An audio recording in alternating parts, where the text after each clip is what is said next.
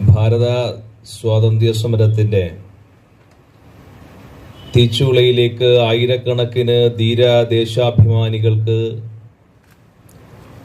പ്രേരണയും പ്രചോദനവുമായ ഒരു വ്യക്തിത്വത്തിനുടമയാണ്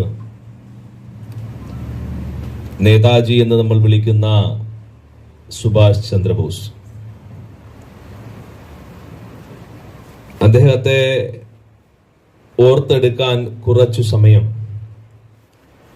അദ്ദേഹത്തിന്റെ ജീവിതത്തിന്റെ കാലഘട്ടത്തിൽ അദ്ദേഹം പിറന്ന നാടിനു വേണ്ടി ചെയ്ത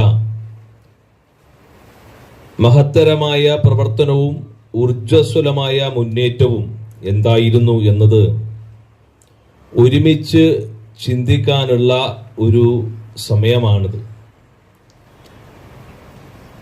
ഇതിനു മുമ്പ് സംസാരിച്ചവരെല്ലാം ഇതിനോടകം തന്നെ നേതാജിയെ കുറിച്ച് വ്യത്യസ്തമായ രീതിയിൽ പുതിയ അറിവുകൾ നമുക്ക് തരുന്ന രീതിയിൽ നമ്മളോട് സംവദിച്ചിട്ടുണ്ട്. വിശിഷ്ടാതിഥി സൂചിപ്പിച്ച മാതിരി വേണ്ടത്ര രീതിയിൽ സുഭാഷ് ചന്ദ്രബോസിനെ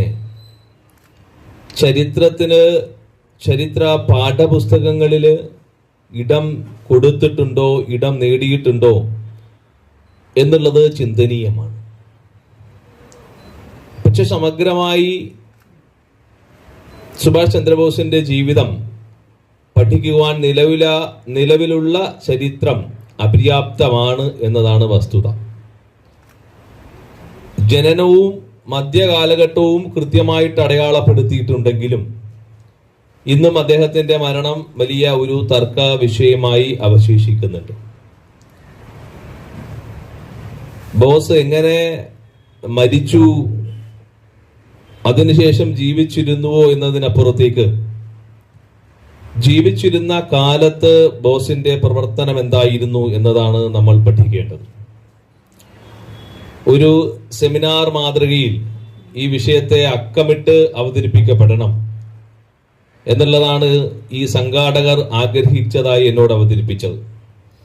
അതുകൊണ്ട് തന്നെ ഒരു സെമിനാർ പേപ്പർ പ്രസന്റേഷൻ ചെയ്യുന്ന മാതൃകയിൽ അവതരിപ്പിച്ചാൽ നന്നായിരിക്കും എന്നൊരു അഭിപ്രായവും വന്നിരുന്നു. അത്തരത്തിലൊരു മാതൃകയിലാണ് നമുക്ക് ഒരുമിച്ച് ഇവിടെ ചിന്തിക്കേണ്ടതായിട്ടുള്ളത്. വലിയൊരു വാചക കൃസത്തോ മനോഹരമായ പദപ്രയോഗങ്ങൾ കൂട്ടി ഇറക്കിക്കൊണ്ട് കേൾക്കുമ്പോൾ മനോഹരമെന്നും ഗംഭീരമെന്നും തോന്നുമ്പോഴും അതിന്റെ ആകത്തുക എന്തായിരുന്നു എന്ന് ചോദിച്ചാൽ ഒരു പുകമറ മാത്രം ആക്കിക്കൊണ്ട് പ്രസംഗം നമുക്ക്